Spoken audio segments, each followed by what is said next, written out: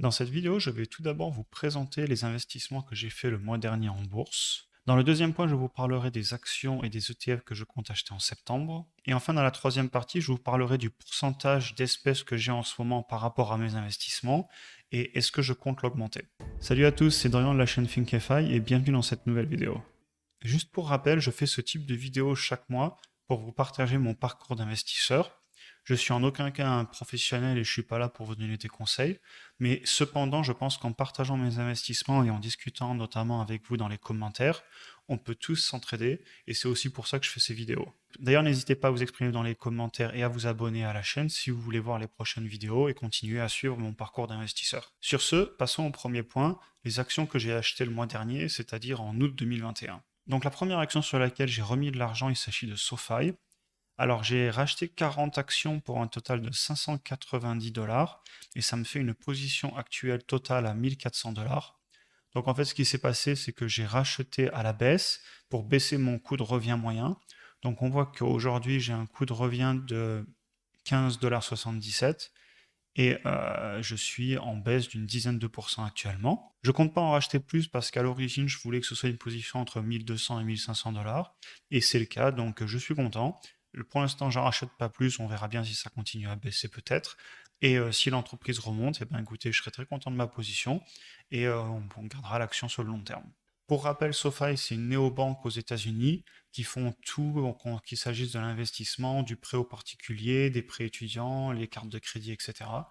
Donc c'est une jeune entreprise, c'est un business model qui pour moi est prometteur parce qu'ils n'ont pas d'agence physique et ce n'est quelque chose qui fonctionne que sur les téléphones et les ordinateurs, donc c'est vraiment une banque dématérialisée. Et comme j'en parlais donc dans une vidéo que j'avais fait d'ailleurs sur cette action, si vous voulez, vous pouvez la regarder, je mettrai le lien juste au-dessus. Et donc juste pour rappel sur ce que j'avais dit dans cette vidéo, c'est vraiment une entreprise sur laquelle j'investis pour le long terme. Ok, donc passons à la deuxième action que j'ai achetée le mois dernier, et il s'agit de Corsair Gaming. Alors Corsair, je vous avais aussi fait une vidéo il n'y a pas longtemps, je vous la mettrai aussi dans le lien au-dessus. Donc c'est une action sur laquelle j'ai racheté 15 parts, donc 15 actions pour un total de 400 dollars en plus. Et aujourd'hui, j'ai une position à 1380 dollars. Alors vous voyez, pareil, je suis légèrement en baisse. On voit que je suis à moins 6, moins 7%.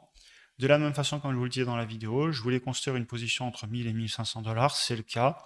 Je compte pas en racheter plus parce que voilà, c'était vraiment ce que je visais en termes de position. Et comme je l'explique aussi dans la vidéo, pareil, c'est une action long terme. Cependant, si elle venait à avoir une forte hausse comme elle avait eu à l'époque, si elle venait à avoir un gros trend sur le marché, ça pourrait être une position que je liquidais si on venait à faire un plus 50, plus 80% très rapidement. Par contre, si c'est une entreprise qui se construit sur le long terme, dans ce cas-là, je la conserverai parce que c'est vraiment une entreprise qui me plaît, surtout que c'est dans le secteur du gaming qui est un secteur qui me plaît énormément et qui pour moi a un gros potentiel futur. Donc voilà, pour rappel, on va aller rapidement sur le site. Donc c'est une entreprise qui fait tout ce qui est accessoires pour les joueurs de jeux vidéo, ordinateurs et aussi pour le streaming. Ils ont notamment des micros, des caméras, etc. pour le streaming. Et ils ont aussi leur marque Elgato qui en fait fait tous les stream decks, etc. Donc c'est tout du matériel de streaming, pareil des fonds verts, de l'éclairage, etc.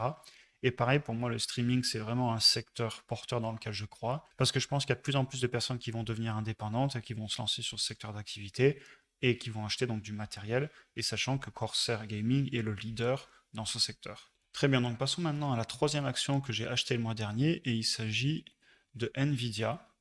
Alors, Nvidia, je vous ai fait une vidéo il n'y a pas longtemps du tout, encore une fois, je vous mettrai le lien au-dessus. Et donc, c'est une action que j'ai achetée juste avant les earnings, donc juste avant le rapport trimestriel. Comme j'en parlais dans ma vidéo, je les ai achetés 2 jours avant, vous voyez, juste ici. Je crois que c'était le 17 ou le 18, c'est ça. Et donc, j'ai acheté seulement 2 actions à 197 dollars et ils ont eu des super résultats trimestriaux et l'action a explosé à la hausse. Donc, j'ai déjà plus, presque plus 15%, plus 14, plus 15%. Donc, j'avais mis 395 dollars, ça en vaut aujourd'hui 450. Et donc, ce que je disais dans cette vidéo, c'était que j'avais espoir que l'action corrige sur le moyen terme, notamment avec tous les problèmes qu'il pourrait avoir sur la fourniture de tout ce qui est les semi-conducteurs, les puces électroniques, etc. Donc j'ai acheté 2 actions, oui, j'aurais dû en acheter plus, bah, c'est la vie. Je vais être patient. Si elle continue à revenir sur ce plateau, si elle redescendait, qu'elle revenait sur ce plateau, pourquoi pas en racheter un peu plus. Et par contre, si elle venait à descendre sous les 160, j'en rachèterai clairement beaucoup plus pour monter la position à au moins 1000-1500 $. Donc voilà, pour l'instant, le mot d'ordre, c'est patience. J'en parlerai dans le deuxième point, mais ça fait partie des actions que je surveille pour le mois prochain. On va voir ce qui se passe. Mais donc voilà, je suis quand même content d'avoir pris 2 actions. J'aurais pu en prendre plus. C'est pas grave, il faut pas avoir de remords. Dans tous les cas, j'en ai eu un petit peu et on verra bien ce qui se passe dans le futur. Pour rappel, Nvidia, originellement, ils sont dans le jeu vidéo et les cartes graphiques. Mais comme j'en parle dans la nouvelle vidéo que je vous ai fait la semaine dernière, ils travaillent maintenant énormément dans tout ce qui est l'intelligence artificielle, la conduite autonome, les serveurs et les services d'intelligence artificielle pour les entreprises, etc. Bref, j'ai fait une vidéo complète là-dessus. C'est une entreprise passionnante dans laquelle je crois profondément et j'hésiterai pas à en racheter plus si elle vient à corriger. Et donc pour le dernier investissement que j'ai fait le mois dernier, il s'agit de l'ETF marché émergent. Alors c'est un ETF dont je vous avais parlé dans la vidéo où je vous disais de ce que je voulais acheter en août, et donc du coup je l'ai bien acheté en août. Donc c'est un ETF qui regroupe principalement les entreprises Chine, Taïwan, l'Inde, le Brésil, l'Amérique du Sud, Russie, Mexique, bref, tous les marchés émergents, vous voyez, ça continue. Et donc c'est une entreprise qui a notamment à l'intérieur Taiwan Semiconductor, qui est le leader mondial des puces électroniques, etc. Tencent, qui procède WeChat, League of Legends, donc des jeux vidéo et l'équivalent du Facebook et Instagram chinois, et qui aussi fonctionne dans toute l'Asie. Ils ont aussi WeChat Pay. Et ils ont en troisième position, vous voyez à chaque fois, c'est 6, 5 et presque 5% aussi, Alibaba, que vous devez aussi tous connaître, qui est l'équivalent du Amazon chinois. Et ensuite, ça continue. On a des grosses entreprises indiennes, brésiliennes, des banques. On a aussi NIO, vous voyez. Donc voilà, ça me fait une exposition au marché émergent. On va aussi revenir sur le cours de l'action. Donc vous voyez, j'ai un prix de revient à 57 euros, sachant que c'est un ETF en euros coté à Amsterdam. Le ticker, c'est VFEM, si vous voulez le trouver. Là, je suis un petit peu en positif, mais très légèrement, vous voyez, je suis à plus 2%. Et donc, je compte en racheter parce que pour moi, cet ETF, il me permet de me diversifier géographiquement sans avoir à suivre toutes les entreprises de pays émergents que je ne comprends pas forcément. Déjà, simplement, ce sont des entreprises que je comprends beaucoup moins bien que les entreprises américaines. Elles ont des comptabilités différentes. Ils communiquent pas qu'en anglais, mais aussi dans les langues locales des pays. De la même façon, ça me donne une exposition à d'autres monnaies, c'est-à-dire que les entreprises chinoises sont cotées en yuan, etc. Alors même si elles sont cotées au New York Stock Exchange, donc à New York, sur la bourse américaine, ça reste des entreprises qui, d'un point de vue bilan comptable, sont dans d'autres monnaies, ce sont des entreprises qui gagnent de l'argent ailleurs qu'en Europe ou aux États-Unis. Donc pour moi, c'est génial parce que ça me permet de me diversifier énormément sans avoir à suivre toutes ces actions que d'ailleurs j'ai pas spécialement envie de suivre parce que je suis plus passionné par la tech. Comme vous avez déjà vu mes actions dans les vidéos précédentes, moi je suis vraiment axé recherche d'entreprises américaines, entreprises innovantes, entreprises de la technologie, etc. Mais cependant, j'ai bien conscience qu'il faut que je sois diversifié, notamment en Asie et en Amérique du Sud, et c'est pour ça que j'investis sur cet ETF. Et soyez certains que le mois prochain, je vais encore investir dans cet ETF. Donc on en a fini avec cette partie où je vous présentais les actions que j'ai achetées le mois d'avant. Et maintenant, on va passer à la deuxième partie qui est quelles sont les actions et ETF que je compte acheter le mois prochain. Alors je vous l'avouerai, en ce moment, j'ai un petit peu du mal à trouver des actions. D'ailleurs, le mois dernier, j'ai investi moins de 1500 dollars dans des actions. Si vous comptez les ETF, j'ai dépassé les 1500 dollars. Mais cependant, par rapport aux achats que j'ai fait certains autres mois, on est plutôt bas. Et c'est d'ailleurs pour ça, comme je vous en parlerai dans le troisième point, que ça ne me dérange pas en ce moment de mettre un petit peu plus d'espèces ou de cash, entre guillemets, de côté, augmenter mon pourcentage par rapport à tous mes actifs. Et comme je vous en parlerai dans le troisième point, c'est quelque chose que je vais certainement faire le mois prochain. C'est-à-dire que si je trouve pas trop de bonnes affaires, eh ben, je serai patient. Mais cependant, il y a quand même quelques actions que je surveille et ou que je vais acheter, et je vais vous en parler donc dans ce deuxième point. Donc tout d'abord, en restant sur cet ETF marché émergent, il est pratiquement certain que je vais en racheter le mois prochain. Je vais continuer à faire du DCA parce que c'est vraiment une position que je veux grossir dans mon portfolio. Ensuite, l'autre entreprise dont on a aussi déjà parlé dans le premier point, il s'agit de Nvidia. Donc comme je vous le disais, c'est une entreprise dans les semi-conducteurs et il ne serait pas étonnant qu'ils souffrent de la crise des semi-conducteurs qu'on a en ce moment. Alors ce sera peut-être pas le mois prochain, mais peut-être les mois d'après.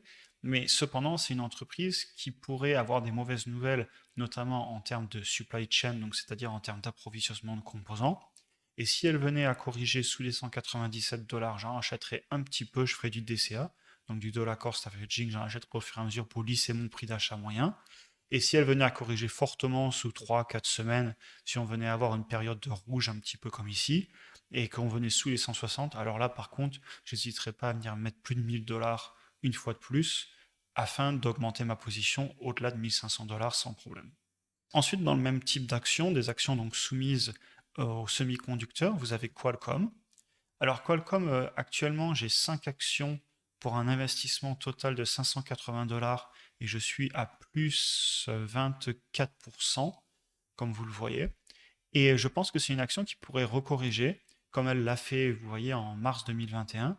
Et cette action, si elle venait à redescendre sous les 130 $ et 120 $, autour donc là des 120-130 $, donc sur ce niveau bas, on a eu, vous voyez, 3 fois on a touché un plus bas en début d'année. Dans ce cas-là, je pense que je reviendrai mettre 500 $ de plus pour monter ma position à plus de 1000 $, parce que c'est une entreprise que je veux conserver sur le long terme. On voit qu'actuellement, elle a un PI de 18, alors qu'elle a encore un fort potentiel de croissance. En plus, c'est une entreprise qui paye un dividende et qui l'augmente. Alors c'est vrai que je ne vous ai jamais fait une vidéo précisément sur cette entreprise. Cependant, moi, à titre personnel, j'ai déjà fait mon analyse. Et donc, c'est une action que j'hésiterai pas à racheter si elle venait à rebaisser un petit peu, parce que pour moi, ma position est trop petite actuellement. Et donc, de la même façon, vous avez Skywork Solutions. Alors, Skywork Solutions, c'est une toute autre histoire. Parce que c'est une entreprise sur laquelle j'ai investi 550 $ et ma position aujourd'hui vaut plus de 1100 $.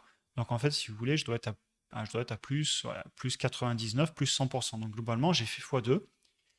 Mais ça n'empêche que j'adore cette entreprise. De la même façon que Qualcomm, c'est une entreprise qui pour moi a un gros potentiel de croissance.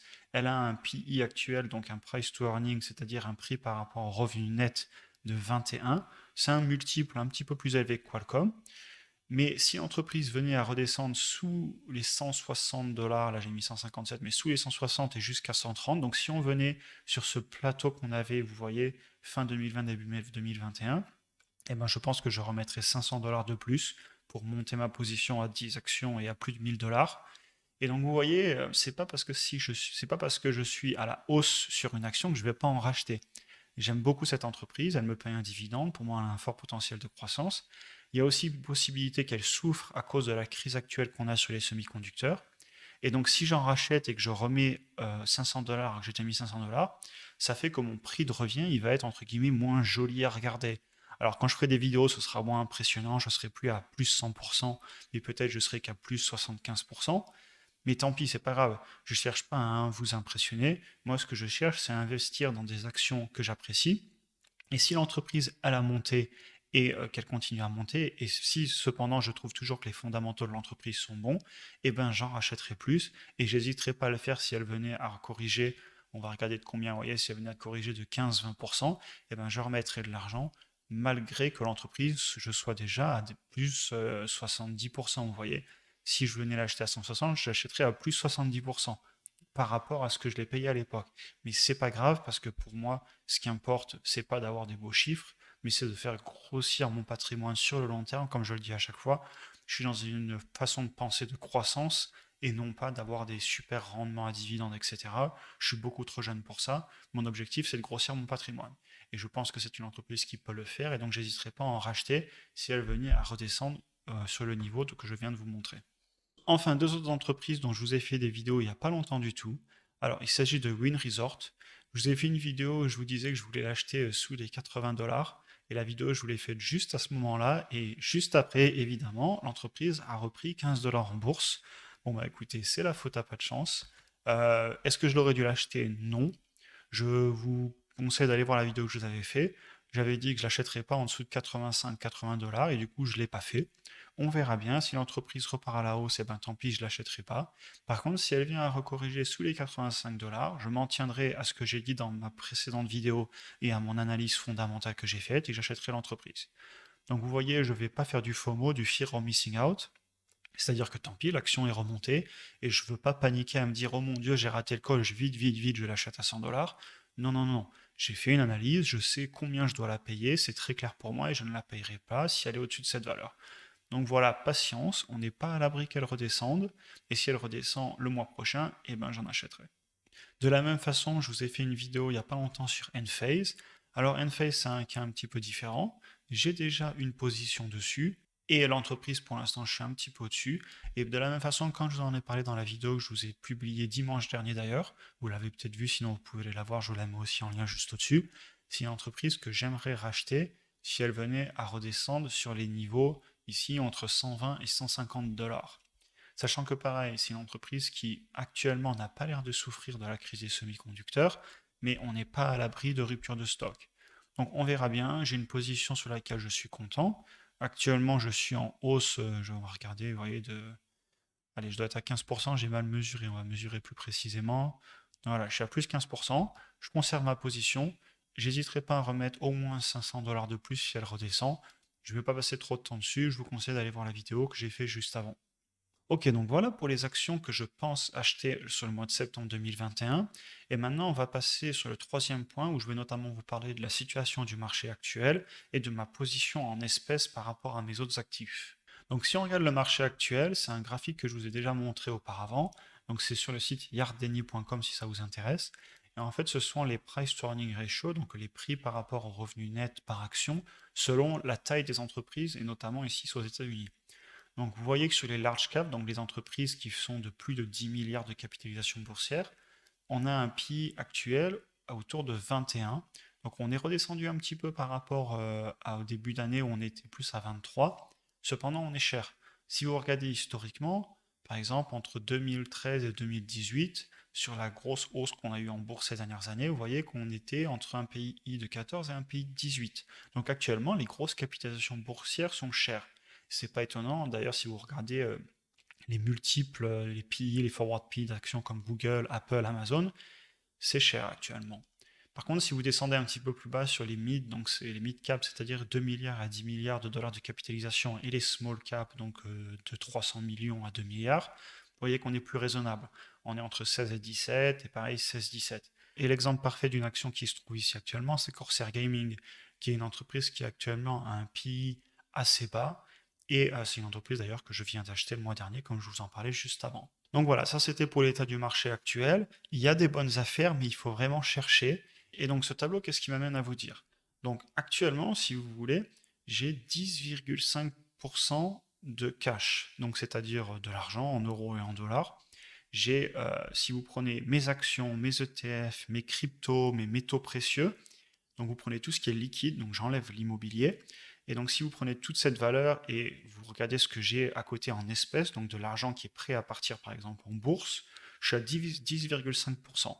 Et donc pour moi actuellement c'est un petit peu trop bas par rapport au fait qu'il y a beaucoup d'actions qui je trouve sont chères et qui pourraient rebaisser. Donc mon objectif dans les mois qui arrivent c'est de remonter à au moins 15%. Donc ça va me prendre quelques mois, parce que dans tous les cas, tous les mois, j'investis en bourse, parce qu'il y a toujours une bonne affaire à trouver, et au pire, je fais du dollar cost averaging, du DCA dans des ETF. Cependant, voilà, j'ai envie de me préparer à des belles opportunités qui pourraient arriver dans les mois qui arrivent. Personne ne connaît le futur, j'ai aucune idée de ce qui va se passer. Est-ce qu'on va exploser à la hausse? Est-ce qu'il va y avoir un crack? Je ne sais pas. Et c'est d'ailleurs pour ça que j'investis tous les mois, comme je vous encourage à le faire. Cependant, si le mois prochain je ne trouve pas d'aussi bonnes affaires que le mois d'avant, eh bien peut-être que j'investirai que 1500 dollars ou 1000 dollars dans des ETF ou dans une action par-ci par-là, et j'économiserai un petit peu plus, et peut-être que dans 3 à 6 mois, eh ben, il y aura des mois où je mettrai 5, 6, 7, peut-être même 10 000 dollars si par exemple on a un crack. Je me rappelle en mars 2020 quand on a eu le crack, il y a eu des semaines où je mettais 3-4 000 dollars sur quelques actions juste parce que c'était des prix incroyables et j'ai pas pu résister et j'ai investi. Donc voilà, sur ce, vous connaissez ma position et comment je vais agir en bourse sur le mois de septembre. Évidemment, je vous tiens au courant comme chaque mois des actions que j'aurai achetées ou pas. D'ailleurs, n'hésitez pas à vous abonner à la chaîne si vous voulez voir les prochaines vidéos pour continuer à suivre mon parcours d'investisseur. Et sur ce, j'en ai fini avec la vidéo d'aujourd'hui. Je vous souhaite une bonne journée et je vous dis à la prochaine.